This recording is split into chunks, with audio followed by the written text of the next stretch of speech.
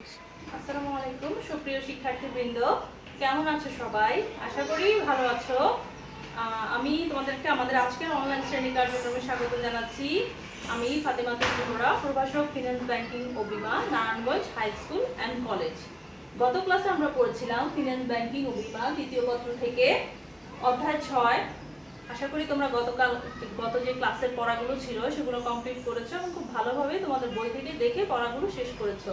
আর যারা শেষ করনি বিভিন্ন কারণে তারাও শেষ করে ফেলবে এবং আজকের অনলাইন শ্রেণী কার্যক্রমে তারই ধারাবাহিকতায় আমরা সেগুলো পরবর্তী স্টেপ থেকে পড়ব। দেখো, আজকে আমাদের পাঠ্য বিষয় হচ্ছে চেক, বিনিময় বিল ও অঙ্গীকার পত্র, অধ্যায় 6। আজকের আমরা যে জিনিসগুলো পড়বো তা থেকে আমরা কি কি শিখতে পারবো? আমরা শিখতে পারবো চেকের প্রস্তুত প্রণালী, কিভাবে একটি চেক তৈরি করতে হয়, কিভাবে লিখতে হয়, সবকিছু ডিটেইলসে পড়বো। নাম্বার 2 পড়বো বাহক চেক, হুকুম চেক ও দাগ কাটা চেক সম্পর্কে। ওদিন আমরা পড়েছিলাম সংক্ষিপ্তভাবে, আজকে আমরা ডিটেইলসে জানবো। বিভিন্ন প্রকার চেকের সুবিধা অসুবিধাগুলো ব্যাখ্যা করতে পারবে, বিভিন্ন প্রকার চেকের বৈশিষ্ট্যগুলো বর্ণনা করতে পারবে এবং দাগ কাটা চেকের প্রকারভেদ ও দাগ কাটার নিয়ম সম্পর্কে জানতে পারবে। দেখো, বলেছিলাম যে আজকে আমরা চেকের প্রস্তুত প্রণালী সম্পর্কে জানবো। চেকের যে ঘরগুলো থাকে, প্রথমেই তার মধ্যে হচ্ছে হিসাব নম্বর। চেকের উপরে বা নিচে দেখা যায় যে চেকের যেখানে নাম লেখা থাকে, গ্রাহকের নাম লেখা থাকবে এবং সাথে হচ্ছে চেকের হিসাব নম্বরটি লিখতে হয়। অনেক সময় ব্যাংক কর্তৃক টাইপ করে সেখানে লিখে দেওয়া থাকে চেকে, আর যদি কোনো কারণে সেখানে লেখা না থাকে সেই ক্ষেত্রে গ্রাহককে সেই চেকের নাম্বারটি পূরণ করতে হবে এবং সেখানে চেকের নাম্বারটি লিখে তারপর বাকি কাজগুলো করতে হবে। এই যে দেখো, এখানে একটি চেক এবং এখানে হচ্ছে নাম লেখা এবং সাথে হচ্ছে যে অ্যাকাউন্ট নম্বরটি সেটি লেখা আছে। প্রত্যেকটি চেকে এরকম cheque number, cheque account number লিখতে হবে। তারপর হচ্ছে তারিখ। প্রত্যেকটি চেকেই যে চেকটি ইস্যু করা হয়, যে তারিখে চেকটি ইস্যু করা হয় সেই তারিখে চেক লিখতে হবে। চেকের ডান দিকে উপরে এই যে দেখো, এখানে এই যে ডান দিকে উপরে তারিখ লেখার জন্য একটি ঘর আছে। যে তারিখে চেকটি হচ্ছে ইস্যু করা হবে সেই তারিখটি অবশ্যই চেকে লিখে দিতে হবে, কারণ পূর্ববর্তী যে তারিখের চেক সেগুলো যদি ব্যাংক পরিশোধ করেও অগ্রিম চেকের টাকা ব্যাংক কখনোই পরিশোধ করে না। গত ক্লাসে আমরা পড়েছিলাম যে চেক তৈরির পর থেকে 6 মাসের মধ্যে টাকা যদি উত্তোলন করা না হয় তাহলে সেই চেকটিকে আমরা বলবো বাসি চেক, আর বাসি চেকের টাকা ব্যাংক কখনোই পরিশোধ করে না। আর অগ্রিম যে চেক, অগ্রিম চেকের টাকাও ব্যাংক পরিশোধ করে না। নির্ধারিত তারিখ না আসলে কখনোই সেই চেকের টাকা পরিশোধ করা হবে না। এরপর হচ্ছে প্রাপকের নাম। চেকের উপরে নির্ধারিত স্থানে যাকে চেকের অর্থ প্রদান করতে হবে তার নাম অবশ্যই লিখতে হবে।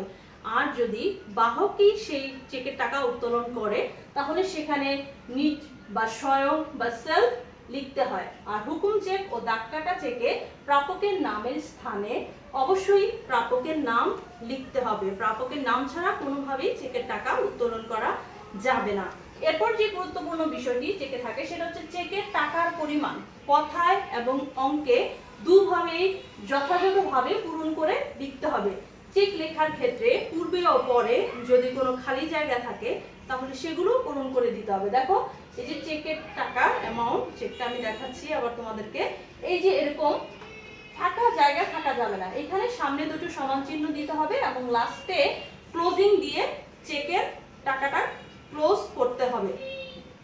তা না হলে কোনো প্রতারক সেখানে চেকের টাকার অ্যামাউন্ট বাড়িয়ে দিয়ে, ধরো এখানে 20,000 টাকা লেখা আছে, যদি আমি এখানে খালি রাখি সেক্ষেত্রে হলে আরেকটা শূন্য যদি বাড়িয়ে দেয় কোনো প্রতারক তাহলে সেটা কত হয়ে যাবে? 2 লক্ষ টাকা। তাহলে যদি আমরা খালি রাখি তাহলে হচ্ছে চেক জালিয়াতির সম্ভাবনা থাকে। এজন্য চেকের খালি জায়গাগুলো যথাযথভাবে পূরণ করে দিতে হবে যাতে প্রতারক কোনোভাবেই কোনো প্রতারণা করতে না পারে। তারপর হচ্ছে স্বাক্ষর। চেকের ডান দিকে নিচে আমানতকারীদের স্বাক্ষর দিতে হয়। সিগনেচারের জন্য একটি জায়গা থাকে, তোমাদেরকে দেখাচ্ছি। এই যে এখানে দেখো, সিগনেচারের জন্য একটি আলাদা জায়গা দেওয়া আছে এবং এখানে অবশ্যই সাইন করে দিতে হবে। এবং সেই সাইন বলেছিলাম যে পাসবইয়ের কথা বলেছিলাম, যেখানে হচ্ছে কোনো গ্রাহক যখন অ্যাকাউন্ট খুলতে যায় একটি পাসবই প্রদান করা হয় এবং পাসবইয়ের পরপর 3টা সিগনেচার দিতে হয় এবং পরবর্তীতে যখন চেকে টাকা উত্তোলন করা হবে তখন সেই পাসবইয়ের যে সাইন সেগুলোর সাথে চেকের সাইন মিলিয়ে অনুরূপ সাইন দেখে তখনই হচ্ছে চেকের টাকাটা প্রদান করা হবে, অন্যথায় চেকটি অমর্যাদাকৃত হয়ে যাবে। পরিবর্তন, কোনো কারণে চেকে পরিবর্তনের দরকার হলে কি করতে হবে? যদি কোনো কারণে কাটাকাটি হয় টাকার অ্যামাউন্টে অথবা সাইন দিতে যদি কোনো গড়বড় হয় তখন কি করতে হবে, বা কোনো অস্পষ্টতা থাকে বা উপরে আমরা অনেক সময় কাটাকাটি করে লিখি না, উপরে লিখানোর যদি প্রয়োজন পড়ে তাহলে ওই স্থানে প্রস্তুতকারীকে ব্যাংকে রক্ষিত স্বাক্ষর, আবারও বলা হচ্ছে যে স্বাক্ষরটা কত গুরুত্বপূর্ণ দেখো, ব্যাংকে যে রক্ষিত স্বাক্ষর থাকবে সেই স্বাক্ষরের অনুরূপ স্বাক্ষর চেকটিতে আবার প্রদান করতে হবে। বাহক চেক, ওদিন বলেছিলাম যে যে চেকের টাকা চাহিদা মাত্র ব্যাংক এর বাহককে প্রদান করে তাকে বাহক চেক বলে। যে চেকটি বহন করবে, যে চেকটি নিয়ে ব্যাংকের কাউন্টারে যাবে টাকা উত্তোলন করতে, তাকেই আমরা বাহক বলি। এই চেক সহজে চেনার উপায় হলো এখানে প্রাপকের নামের লেখার স্থানের সামনে অথবা বাহকের শব্দদ্বয় লেখা থাকে। চেকের বৈশিষ্ট্য, বাহক চেকে প্রাপকের নাম লেখার জন্য নির্দিষ্ট স্থানের শেষে অথবা বাহকের শব্দদ্বয় লিখিত থাকে। তারপর 2 নম্বর হচ্ছে প্রাপকের নামের জন্য নির্দিষ্ট শূন্য স্থানে প্রাপকের নাম অথবা নিজ কথাটি লেখা থাকে। তারপর বলা হয় যে এই প্রকার চেক ঝামেলাবিহীন, কারণ এই প্রকার চেক ব্যাংকে উপস্থাপন করার পর আইনানুগ যদি কোনো বিধিনিষেধ না থাকে সেই চেকের উপরে, তাহলে ব্যাংক চেকের টাকা পরিশোধ করতে বাধ্য থাকে। নাম্বার 3 হচ্ছে এই চেকে প্রাপকের নাম, নাম্বার 4 হচ্ছে এই চেকে প্রাপকের নাম লেখা না থাকলেও ব্যাংকের বাহককে টাকা পরিশোধ করতে পারে, কারণ ধরে নেওয়া হয় যে যিনি চেকটি ব্যাংকে উপস্থাপন করলেন তিনিই হচ্ছেন আমানতকারী এবং তিনি নিজের জন্যই সেই টাকাগুলো উত্তোলন করছে। এই কারণে ব্যাংক কোনো প্রকার ঝামেলা না গিয়ে সেই টাকাগুলো পরিশোধ করে দেয়, চেকের টাকা পরিশোধ করে দেয়। তারপর হচ্ছে বাহক চেক শুধুমাত্র হাত বদলের দ্বারাই সত্যান্তরিত হয়ে যায়। বাহক চেক ধরে নেওয়া হয় যে বাহক চেকে যেহেতু কোনো প্রকার দাগ কাটা বা কারো নাম লেখা থাকে না, সে কারণে সহজেই হচ্ছে এই চেকগুলো হস্তান্তর করা যায়। যেমন আমি আমার চেকের টাকা, আমি যদি একজন আমানতকারী হই, একজন ব্যাংকের গ্রাহক, তাহলে আমি আমার চেকে স্বাক্ষর দিয়ে সব যথাযথভাবে পূরণ করে আমি আমার বাবা ভাই যাকেই এই চেকটি দিব তারা যে কেউ ব্যাংক কাউন্টারে গিয়ে চেকটি জমা দিয়ে টাকা উত্তোলন করতে পারবে। তারপর বাহক চেকের আদেশটা বা প্রাপক বা এর সংশ্লিষ্ট যে কোনো পক্ষই যে কোনো সময় একে দাগ কাটা চেকে পরিণত করতে পারে। আমরা যখন দাগ কাটা চেকের সংজ্ঞা পড়েছিলাম তখন পড়েছিলাম যে বাহক চেক বা হুকুম চেকের বাম কোণায় আড়াআড়ি ভাবে দুটো দাগ টেনে সেটাকে দাগ কাটা চেকে রূপান্তর করা যায়। সেই কারণে যে বাহক চেক বা হুকুম চেক যে কোনো চেকেই যদি কোনো গ্রাহক আড়াআড়ি কর্নারে দুটো দাগ টেনে দেয় সেটা রেখাঙ্কিত চেকে পরিণত হয়ে যাবে। কিন্তু ঝামেলা হলো একবার যদি সেটা রেখাঙ্কিত হয়ে যায় কোনো কারণে সেটাকে আবার যদি বাদ দিতে হয় তাহলে সেই চেকে অবশ্যই আদেশটার স্বাক্ষর থাকতে হবে। বাহক চেকের সুবিধা, যেহেতু বাহক চেক বলি যে বাহক চেক হচ্ছে ঝামেলাবিহীন চেক বলা হয়, বাহক চেকের প্রথম সুবিধা হচ্ছে এর সহজ ব্যবহার, কারণ সহজেই যেহেতু এই চেকগুলো হস্তান্তর করা যায় সেই কারণে সহজেই এই চেকের টাকা হচ্ছে ব্যবহার করা যায় এবং যে কেউ সহজে গিয়ে চেকে যে কাউন্টার আছে সেখানে জমা দিয়ে টাকাটা উত্তোলন করতে পারবে। তারপর সহজ হস্তান্তর, একই কথা আবারও যে কেউ, আমি যদি কাজে ব্যস্ত থাকি আজকে আমার চেকের টাকা আমি উত্তোলন করতে পারছি না, আমি অন্য কারো মাধ্যমে সেই চেকের টাকাটি উত্তোলন করিয়ে নিতে পারবো। তারপর ব্যাংকের সুবিধা, বাহক চেকে ব্যাংকেরও দেখা যায় ঝামেলা কম, কারণ ব্যাংকের হচ্ছে যদি দাগ কাটা চেক হয় সেক্ষেত্রে হচ্ছে ব্যাংক সবকিছু যাচাই বাছাই করতে হয় এবং যাচাই বাছাই করে দেখতে হয় যে সেই সঠিক প্রাপক কিনা। ব্যাংকের সুবিধা, বাহক চেক ব্যাংকের জন্য সুবিধাজনক একটি চেক, কারণ এই চেকের ক্ষেত্রে সেরকম যাচাই বাছাইয়ের প্রয়োজন পড়ে না, যেহেতু ব্যাংক ধরে নেয় যে বাহক তিনি হচ্ছেন টাকাটা উত্তোলন করবেন এবং তিনি হচ্ছেন আমানতকারী, সেজন্য ব্যাংক কোনো প্রকার যাচাই বাছাই ছাড়াই সেই চেকের টাকা পরিশোধ করে। তারপর হচ্ছে রূপান্তর যোগ্যতা। বাহক চেকের কোনায় দুটি আড়াআড়ি দাগ টেনে সহজে একে দাগ কাটা চেকে রূপান্তর করা যায় বলে তো এই ধরনের চেক সহজেই দাগ কাটা চেকে রূপান্তর করা যায়। এতে কি হয়, এতে চেকের নিরাপত্তা বাড়ে এবং হচ্ছে বড় অঙ্কের যে লেনদেনগুলো আছে সেক্ষেত্রে হচ্ছে সুবিধা হয়। অসুবিধা, কম নিরাপদ। বাহক চেক হচ্ছে নিরাপত্তার দিক দিয়ে বাহক চেককে বলা হয় কম নিরাপদ, কারণ হচ্ছে এই চেক যদি কোনো কারণে হারানো যায়, ধরো আমি ব্যাংকে যাচ্ছি চেক নিয়ে যে টাকা উত্তোলন করব, যদি কোনো প্রতারক সেই চেক বা চোর যদি আমার চেকটি চুরি করে আমার আগে গিয়ে ব্যাংক কাউন্টারে সেই চেকটি জমা দিয়ে দেয়, যেহেতু ব্যাংক হচ্ছে কোনো প্রকার যাচাই বাছাই করবে না, সেই কারণে যে কেউ এই চেকের টাকা উত্তোলন করতে পারে, সেজন্য হচ্ছে এই চেকটি কম নিরাপদ। তারপর বড় অঙ্কের লেনদেনের অনুপযুক্ততা। যেহেতু যে কেউই টাকা উত্তোলন করতে পারে, সেই কারণে আমরা বলি যে দাগ কাটা চেক হচ্ছে এক্ষেত্রে অধিক নিরাপদ। আর বাহক চেক দেখা যাবে যে আমি ব্যাংকে গেলাম, সেখান থেকে আমার চেকটি চুরি হয়ে গেল এবং অন্য কোনো ব্যাংকের অন্য একটা ব্রাঞ্চে গিয়ে সে চেকটি উপস্থাপন করলো এবং সহজেই টাকাগুলো উত্তোলন করে নিয়ে যেতে পারবে। যদিও বলা হয় যে আমাদের যদি কোনো চেক চুরি হয়ে যায়, সেক্ষেত্রে হচ্ছে আমাদের পুলিশকে জানাতে হবে বা ব্যাংকে জানাতে হবে।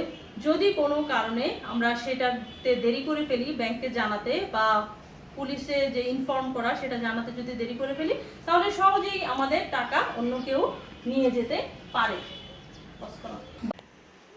যে চেকে প্রাপকের নামের শেষে অথবা আদেশানুসারে কথাটি লিখিত থাকবে তাকে আমরা হুকুম চেক বলবো। তার মানে হুকুম চেক যদি আমরা চিনতে চাই, তাহলে সেখানে প্রাপকের নামের শেষে অথবা আদেশানুসারে কথাটি লেখা থাকবে। এই চেকের উপরে প্রাপকের কলামে যার নাম লেখা থাকে, ব্যাংক শুধুমাত্র তাকে বা তার অনুমোদন ক্রমে অন্য কোনো ব্যক্তিকে টাকা দিতে বাধ্য থাকে। এই চেকের টাকা উত্তোলনের সময় পরিচিতির প্রয়োজন পড়ে। এই পরিচিতি 3 ধরনের ব্যক্তি দিতে পারে: ব্যাংকের কোনো গ্রাহক, ব্যাংক কর্মচারী অথবা এলাকার কোনো বিশিষ্ট ব্যক্তি যিনি হচ্ছে সকলের নিকট পরিচিত। এছাড়াও এই ধরনের পরিচিতি প্রদানের জন্য একটা মাধ্যম হলো আমাদের যে এনআইডি কার্ডগুলো থাকে, সেগুলোর ফটোকপিও ব্যাংকে জমা দিয়ে পরিচিতি প্রদান করা যায়। এই চেক বাহক চেক থেকে কিছুটা বেশি নিরাপদ।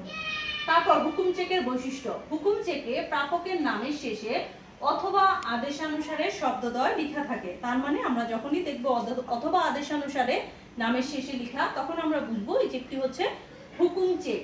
তারপর চেকের উপরে যার নাম লেখা থাকে, ব্যাংক শুধু তাকেই টাকা দিতে বাধ্য থাকে। যার নাম লেখা থাকবে তার বদলে অন্য কেউ যদি যায় চেকের টাকা উত্তোলন করতে এবং এনআইডি কার্ডের যে ফটোকপি সেটা দিয়ে যদি রিকগনাইজ করতে না পারে, তখন ব্যাংক চাইলে সেই চেকের টাকা দিতে অস্বীকৃতি জানাতে পারে। এই চেক যথানিয়মে অনুমোদন বা পৃষ্ঠাঙ্কনের মাধ্যমে হস্তান্তর করা যায়। যার চেক আমানতকারী, সে তার পাওনাদারকে চেকটি প্রদান করলো, সেই পাওনাদার আবার অন্য কাউকে এই চেকটি হস্তান্তর করতে পারবে। যদি সেটা নিয়মের মধ্যে হয়, ব্যাংক তাহলে তাদের টাকা পরিশোধ করতে বাধ্য থাকবে। নাম্বার 4 হচ্ছে এই চেক সত্যান্তরিত হওয়ার পর তা ব্যাংকে হাজির করা হলে টাকা পরিশোধ করার পূর্বে ব্যাংকে দেখতে হয় যে হস্তান্তর যথার্থ কিনা। চেকটি যখন হস্তান্তরকৃত চেক যখন ব্যাংকে উপস্থাপন করা হবে টাকার জন্য, তখন হচ্ছে ব্যাংক সেই গ্রাহক, সেই আমানতকারীর চেকের যে সাইন আছে সেটা প্রথমে দেখবে। তারপর হচ্ছে যে হস্তান্তর করা হলো, যে একজন থেকে এক পক্ষ থেকে দ্বিতীয় পক্ষ, দ্বিতীয় পক্ষ থেকে তৃতীয় পক্ষ, সেই হস্তান্তরটি যথার্থ কিনা সেটাও ব্যাংক যাচাই করে দেখবে। এই চেককে বাহক চেকে রূপান্তরিত করতে হলে চেকের পিছনে আদেশটার স্বাক্ষরের প্রয়োজন হয়। একবার হুকুম চেক লিখে ফেললে সেই চেকটি যদি আবার বাহক চেকে রূপান্তর করতে চায়, সেক্ষেত্রে চেকের উল্টো পৃষ্ঠায় যে আমানতকারী আছে তাকে স্বাক্ষর প্রদান করে সেই চেকটিকে আবার বাহক চেকে রূপান্তর করতে হবে। হুকুম চেক বাহক চেক অপেক্ষা অধিক নিরাপদ।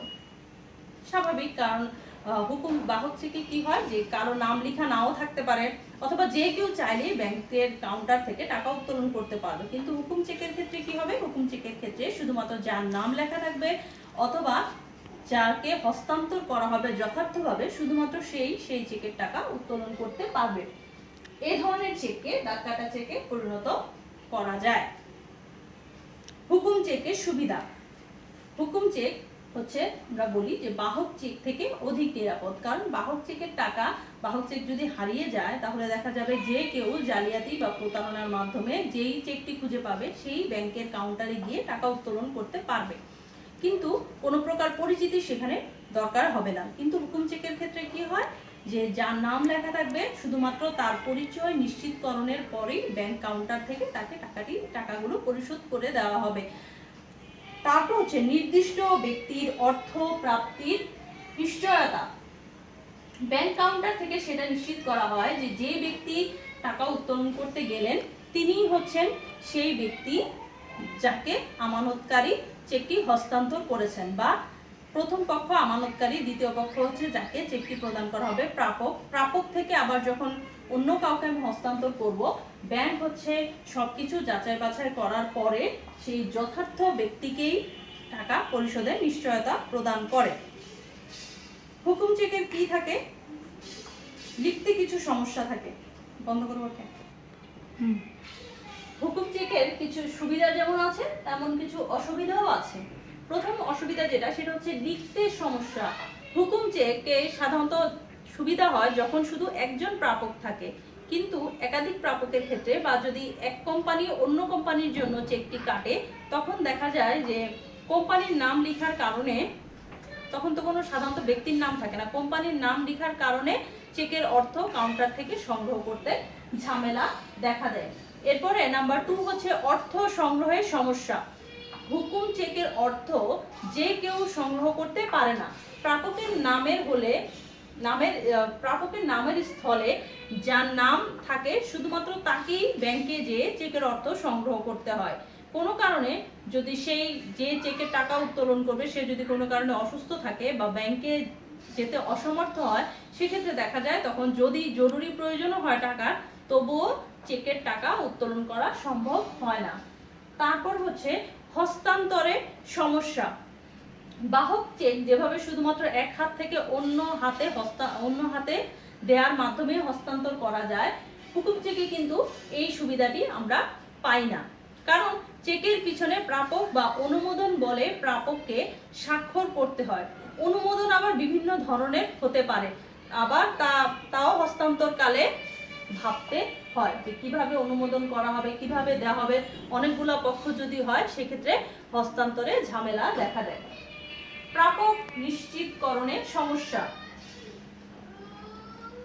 চেকের যেহেতু একজনের নাম লেখা থাকে, অনেক সময় দেখা যায় যে আমাদের যে এনআইডি কার্ড আছে সেই ছবি যদি অস্বচ্ছ হয়ে থাকে, ছবি যে প্রাপক আছে তার ছবিটি ভালোভাবে বোঝা যাচ্ছে না, সেক্ষেত্রে হচ্ছে প্রাপক নিশ্চিতকরণে ব্যাংক কাউন্টারে সমস্যা হয়। তখন তারা একটা দোটানায় পড়ে যায় যে টাকা কি পরিশোধ করবে নাকি করবে না, এই ধরনের ঝামেলা দেখা দেয়। হচ্ছে দাগ কাটা চেক। বাহক চেক বা হুকুম চেকের উপরে বাম পাশে আড়াআড়ি দুটি রেখা অঙ্কন করলে সেই চেককে দাগ কাটা চেক বলে। আমরা আগেও বলেছি যে বাহক চেক বা হুকুম চেকে যখন দুটো বাম পাশে আড়াআড়ি দুটো দাগ দেওয়া থাকবে তখন সেটাকে আমরা দাগ কাটা চেক বলবো। এবং এই চেকের টাকা সরাসরি ব্যাংক কাউন্টার থেকে সংগ্রহ করা যায় না, কোনো ব্যাংকের মাধ্যমে সংগ্রহ করতে হয়। আমাকে কেউ একটি দাগ কাটা চেক দিল, সেক্ষেত্রে কি করতে হবে, আমাকে আমার ব্যাংকের যে অ্যাকাউন্ট সেখানে চেকটি জমা দিতে হবে এবং আমার ব্যাংক সেই টাকা সংগ্রহ করবে। দাগ কাটা চেকের কি কি বৈশিষ্ট্য আছে? দাগ কাটা চেকের প্রথম যে বৈশিষ্ট্য সেটা হচ্ছে যে কোনায় দুটো দাগ থাকবে এবং সেই দাগ দেখে আমরা বুঝবো যে চেকটি হচ্ছে দাগ কাটা চেক। দাগের ভিতরে কিছু লিখা বা না লিখা, দাগের ভিতরে কিছু লিখাও থাকতে পারে আবার নাও থাকতে পারে। যদি দাগের ভিতরে আমরা বলেছি যে যদি কোনো কিছু লেখা না থাকে তখন সেটা হচ্ছে সাধারণভাবে দাগ কাটা চেক, এবং যদি কোনো ব্যাংকের নাম লেখা থাকে সেটা হবে বিশেষভাবে দাগ কাটা চেক। প্রাপকের নাম উল্লেখ। দাগ কাটা চেকে প্রাপকের নাম অবশ্যই উল্লেখ করে দিতে হবে, কারণ যেহেতু এই চেকে আমরা বলেছি অধিক নিরাপদ, এবং নিরাপত্তা নিশ্চিত করার জন্য যাতে চেকের টাকা যে নির্দিষ্ট প্রাপক সেই যেন পায়, সে কারণে সেখানে নামের উল্লেখ থাকতে হবে। এবং নাম্বার 4 হচ্ছে হিসাবে জমাদান বাধ্যতামূলক। একটু আগেই বললাম যে দাগ কাটা চেকের টাকা কিন্তু সরাসরি ব্যাংক কাউন্টারে গিয়ে উত্তোলন করা যায় না, সেক্ষেত্রে নিজ ব্যাংক অ্যাকাউন্টে, আমার কাছে যদি চেক থাকে নিজ ব্যাংক অ্যাকাউন্টে আমি সেই চেকটি জমা দিব এবং তার একদিন বা 2 দিন পরে ব্যাংক হচ্ছে সেই টাকা সংগ্রহ করে আমাকে আমার ব্যাংক অ্যাকাউন্টে যখন টাকাটা আসবে তখন হচ্ছে আমি টাকাটা উত্তোলন করতে পারবো। ডাক কাটা চেকের বৈশিষ্ট্য। ডাক কাটা চেকে বড় অঙ্কের লেনদেনের জন্য খুবই সুবিধাজনক, কারণ দেখা যায় যে ছোট ছোট লেনদেনের ক্ষেত্রে আমরা সাধারণত বাহক চেকই ব্যবহার করি, কারণ ছোট লেনদেনের ক্ষেত্রে ঝুঁকি কম থাকে সেই কারণে। আর বড় লেনদেনের ক্ষেত্রে বাহক চেক হচ্ছে অনিরাপদ, কারণ বাহক চেকের টাকা যে কেউ উত্তোলন করতে পারে। সাধারণত চুরি হয়ে গেলে বা ছিনতাই হয়ে গেলে সেক্ষেত্রে যে কেউ টাকা যদি যে কেউ চেকটি নিয়ে যদি ব্যাংক কাউন্টারে উপস্থাপন করে তাহলে টাকা পরিশোধ করে দিবে ব্যাংক, কোনো প্রকার যাচাই বাছাই ছাড়াই। কিন্তু ডাক কাটা চেক যেহেতু এক অ্যাকাউন্টের মাধ্যমে আরেক অ্যাকাউন্টে টাকাটা ট্রান্সফার হয় এবং লেনদেন হয় অ্যাকাউন্টের মাধ্যমে, সেক্ষেত্রে এই ধরনের চেকের টাকা লেনদেনে আমরা সাধারণত বড় অঙ্কের লেনদেনে ডাক কাটা চেকই ব্যবহার করে থাকি। প্রামাণ্য দলিল। একজন আরেকজনকে যখন চেক প্রদান করে যে কোনো দলিলই প্রামাণ্য দলিল হিসেবে কাজ করে, কারণ এই দলিল দেখিয়ে আইনানুগ ব্যবস্থা নেওয়া যায়। ধরো কেউ আমাকে একটি চেক প্রদান করলো 5 লক্ষ টাকা, আমি কি করলাম, এই দাগ কাটা চেকটি আমি আমার অ্যাকাউন্টে জমা দিলাম। জমা দেওয়ার পরে আমার অ্যাকাউন্ট থেকে যখন সেই অ্যাকাউন্টে আবার যোগাযোগ করা হলো তখন দেখা গেল যে ওই অ্যাকাউন্টে কোনো প্রকার টাকা নেই, 5 লক্ষ টাকা নেই, যথেষ্ট পরিমাণ টাকা নেই। সেক্ষেত্রে আমি এই চেকটি দিয়ে আইনানুগ ব্যবস্থা নিতে পারবো। তারপর রূপান্তর। ডাক কাটা চেককে যদি আমরা বাহক চেক বা হুকুম চেকে রূপান্তর করতে চাই, সেক্ষেত্রে হচ্ছে যার ব্যাংক অ্যাকাউন্ট এবং যে চেকটি ইস্যু করেছে তার স্বাক্ষর থাকতে হবে। সে চেকটিকে আবার বাহক চেক বা হুকুম চেকে রূপান্তর করে সেখানে স্বাক্ষর প্রদান করে দিতে হবে। ঋণ আমানত সৃষ্টি। ডাক কাটা চেকের মাধ্যমে ঋণ আমানত সৃষ্টি করা যায়। কারো যদি ব্যাংকে 5 লক্ষ টাকা থাকে সেক্ষেত্রে হচ্ছে সে কি করতে পারবে, তার ওই অ্যাকাউন্ট থেকে বা ধরো হচ্ছে একজন ব্যাংক অ্যাকাউন্টের চেকটি জমা দিল, সেখান থেকে ব্যাংক বলে যে তার যদি ওই ব্যাংকে অ্যাকাউন্ট না থাকে তখন ব্যাংক বলে যে আপনাকে আমার ব্যাংকে একটি অ্যাকাউন্ট ওপেন করতে হবে এবং তখন আপনি চেকটি জমা দিলে সেই চেকের টাকা আপনি কালেক্ট করতে পারবেন। তখন ব্যাংক তার একদিকে ব্যাংকের যেমন একটা নতুন একটা অ্যাকাউন্ট ওপেন করতে পারে সেক্ষেত্রে, এবং সেই টাকাটা যখন ব্যাংকের অ্যাকাউন্টে জমা হয় তখন সেটা ব্যাংকের সম্পদ হিসেবেও বিবেচনা করা হয়। তোমরা দেখে থাকবে, তোমরা যে ব্যালেন্স শিট করো ব্যাংকেরও সেরকম ব্যালেন্স শিট করা হয়, এবং যদি কারো 5 লক্ষ টাকা জমা হয় সেটা হচ্ছে ব্যাংকের অ্যাকাউন্টেও দেখা হবে যে ব্যাংকে 5 লক্ষ টাকা জমা হয়েছে। চেকের সুবিধা। ডাক কাটা চেক হচ্ছে অধিক নিরাপদ, কারণ আগের কথাই যে কেউ চাইলেই যেহেতু টাকাটি উত্তোলন করতে পারবে না ডাক কাটা চেকের টাকা, সেক্ষেত্রে হচ্ছে ডাক কাটা চেক অধিক নিরাপদ মনে করা হয় লেনদেনের ক্ষেত্রে, বিশেষ করে বড় অঙ্কের লেনদেনের ক্ষেত্রে। চেকের মূল্য পরিশোধে নিশ্চয়তা। ডাক কাটা চেক প্রকৃত প্রাপককে চেকের মূল্য পরিশোধের নিশ্চয়তা প্রদান করে থাকে। ব্যাংক হিসাবের মাধ্যমে এই চেকের অর্থ উত্তোলন করায় অবাঞ্ছিত কোনো বাহক এর টাকা উত্তোলন করতে পারে না। তারপর নাম্বার 3 হচ্ছে প্রতারণা ও জালিয়াতি রোধ। ডাক কাটা চেকের মাধ্যমে বিভিন্ন প্রকার প্রতারণা ও জালিয়াতি রোধ করা সম্ভব হয়। এজন্যই মূলত হচ্ছে চেকে দাগ কেটে দেয়া হয়, কারণ যে কেউ যেন চেকটি যদি হারানোও যায় সেক্ষেত্রে যেন অন্য কেউ চেকের টাকা উত্তোলন করতে না পারে। তারপর হচ্ছে নাম্বার 4 হচ্ছে অপরাধী শনাক্তকরণ।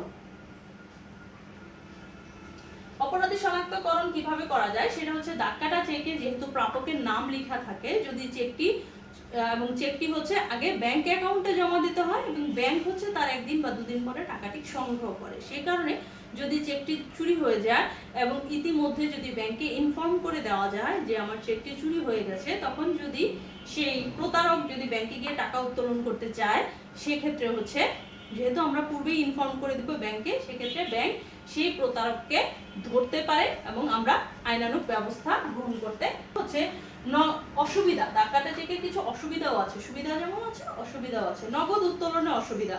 ডাককাটা চেকের ক্ষেত্রে অ্যাকাউন্ট টু অ্যাকাউন্ট টাকা ট্রান্সফার হয়, সেক্ষেত্রে সময়ের প্রয়োজন হয়। কিন্তু আমার যদি নগদ টাকার প্রয়োজন পড়ে, সেক্ষেত্রে আমি হচ্ছে যেদিনের চেকের টাকা ওই দিনই উত্তোলন করতে পারবো না, আমাকে কিছুটা সময় অপেক্ষা করতে হবে।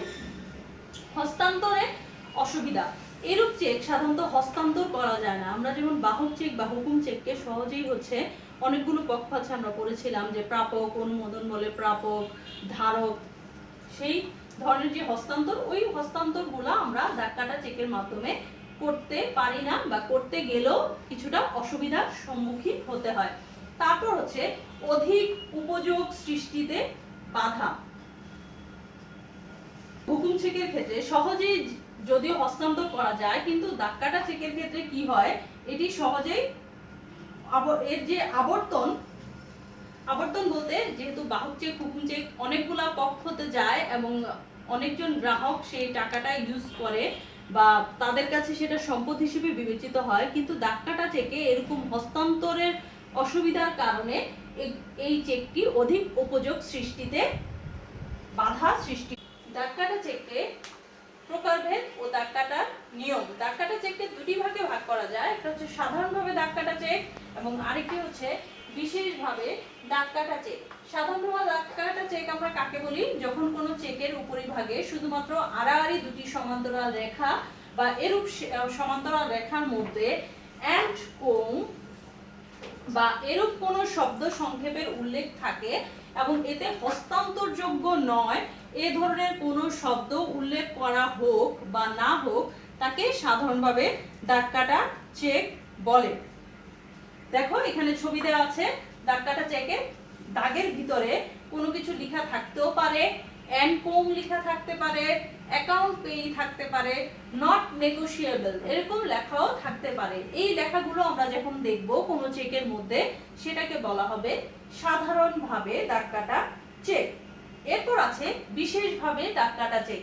চেকের বাহক চেকের বাম কোণের উপরের দিকে দুটি সমান্তরাল রেখা আড়াআড়ি ভাবে টেনে তার মধ্যে এন্ড কোণ হস্তান্তরযোগ্য নয় প্রভৃতি লেখার সাথে সাথে যখন কোনো ব্যাংকের নাম উল্লেখ করে, তখন তাকে বিশেষভাবে ডাককাটা চেক বলে। দেখো এখানে দুটো দাগের মাঝখানে ব্যাংকের নাম লিখে দেওয়া হয়েছে, এখানেও লিখে দেওয়া হয়েছে ব্যাংকের নাম, এবং এখানে এরকম যখন দুটি দাগের মাঝে ব্যাংকের নাম উল্লেখ করে দেওয়া হবে এবং হচ্ছে কি কি দেয়া থাকবে বলছে এন্ড কোণ এবং হস্তান্তরযোগ্য নয়, যে একজন চেকের টাকা হস্তান্তরযোগ্য নয় বলতে, যেমন বাহক চেক বা হুকুম চেকের টাকা যেমন আমরা একজনের কাছ থেকে আরেকজনের হস্তান্তর করতে পারি, যখন কোনো চেকের মধ্যে হস্তান্তরযোগ্য নয় এই কথাটি হস্তান্তরযোগ্য নয় বা নট নেগোশিয়েবল এরকম কিছু লিখে দেওয়া থাকবে, তখন হচ্ছে সেই চেকটি আর অন্য কারো কাছে হস্তান্তর করা যাবে না। ঠিক আছে, আজকের ক্লাস এতটুকু পর্যন্তই। ইনশাআল্লাহ নেক্সট ক্লাসে আমরা আবার আমাদের নতুন টপিকস নিয়ে আসবো। ততদিন পর্যন্ত আজকের ক্লাসে যেগুলো পড়ালাম এবং গত ক্লাসে যেগুলো পড়েছি সেগুলো তোমরা খুব ভালোভাবে দেখবে। ঠিক আছে, ইনশাআল্লাহ ভালো থাকবে এবং স্বাস্থ্যবিধি মেনে ঘরেই থাকবে এবং মা বাবার কথা শুনবে, মা বাবারও দেখাশোনা করবে নিজেদের সাথে। আল্লাহ হাফেজ।